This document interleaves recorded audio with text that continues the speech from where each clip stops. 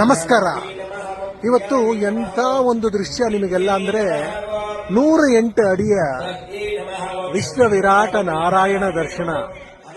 ಬೆಂಗಳೂರು ಈಜಿಪುರದಲ್ಲಿ ನೋಡಿ, ಪ್ರಪಂಚದಲ್ಲೇ ಇಲ್ಲ ಸಿಂಗಲ್ ಸ್ಟೋನ್ ಮೋನೋಲಿತ್ ಅಂತ ಹೇಳ್ತಾರೆ. ನಾಳೆ ಪ್ರತಿಷ್ಠಾಪನೆ, ಇವತ್ತಿಲ್ಲಿ ಬಂದಿದ್ದೀವಿ. ಎಲ್ಲ ವಿರಾಟ ವಿಶ್ವರೂಪ ದರ್ಶನ ನೋಡಿ. 108 ಅಡಿ ಇದೆ. 108 ಅಡಿ. ಜನ ಎಲ್ಲ ಹೆಂಗ್ ನಿಂತಿದ್ದಾರೆ ನೋಡಿ. ಯಾರೇ ಆದ್ರೂ ಬೆಂಗಳೂರು ಬಂದ್ರೆ ಈ ಜಾಗನ ನೋಡಲೇಬೇಕು.